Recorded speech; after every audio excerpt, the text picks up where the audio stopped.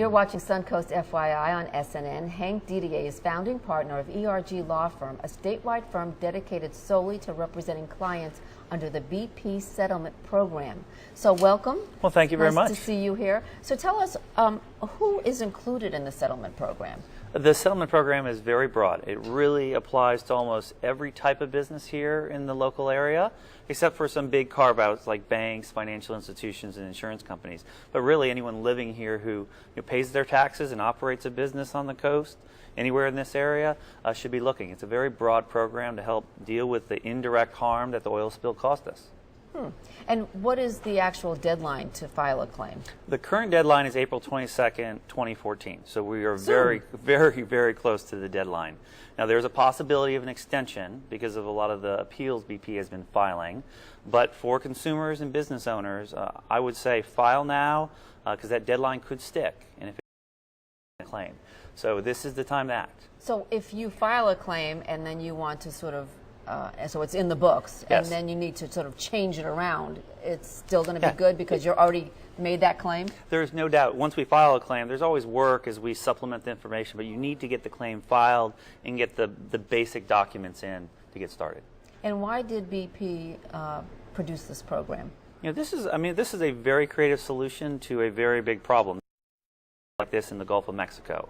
And I know it was like so depressing when it was happening every day. It was and like we watched the TV as it's boiling out, and it was horrible. It went on and on.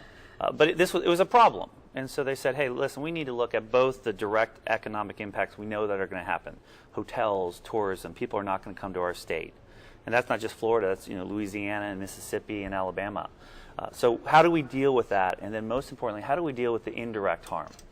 Because consumer spending is really what hurt us here when you get off the beaches. If people aren't spending money because they're afraid there's going to be oil on the beach and this economy is not going to recover, that's what really dropped in, and that's what the program So it seems like almost everybody was affected by that oil spill. When we talk to business owners, and I'll tell you, there's a lot of business owners, for whatever reason, were insulated from it.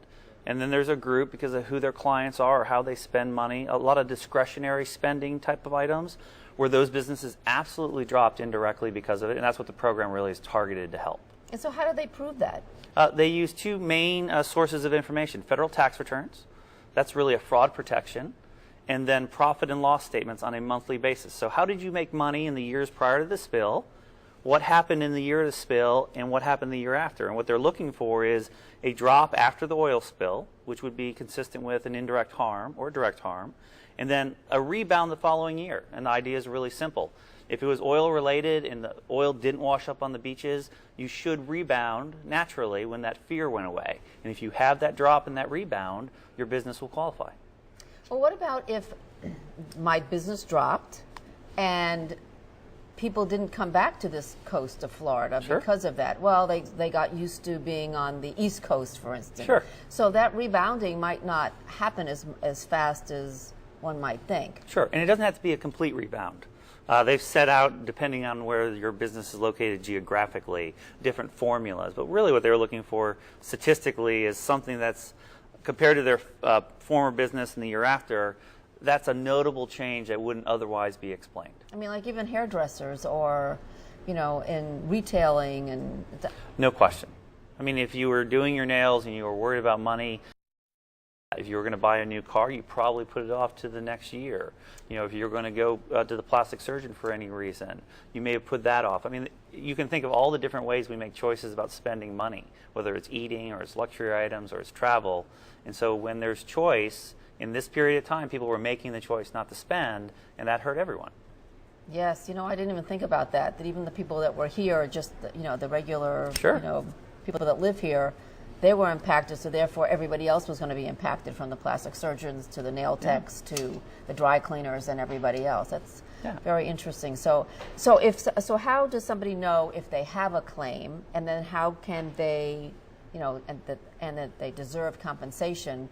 How would they go about doing all this? Well, I tell people it's really, you just have to look. Look at those we're a law firm. statements? You have to look. There's economic formulas that look at your financial data and look at your tax returns. And it's either in those documents or it's not.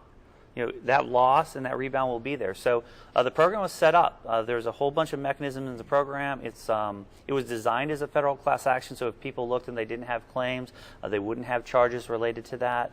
So it is designed to encourage people to look, and if they have the documentation that back up a claim, then the claim will get paid by the program. Interesting. And so, what's the largest claim they've had to pay? Well, that's an interesting question. So the program is completely confidential. So we don't know who made a claim or what they got paid. I can tell you from experience representing a lot of clients that the average claim value is about $240,000 per claim, and there are certainly $1 million claims for larger businesses that were really significantly impacted. Well, terrific. Well, thank you so much for being here today. Thank you again. All that good information. And next on Suncoast FYI, an American classic, The Grapes of Wrath, is the new production at Oslo Rep, and we're joined by two of the actors, so keep it right here on SNN.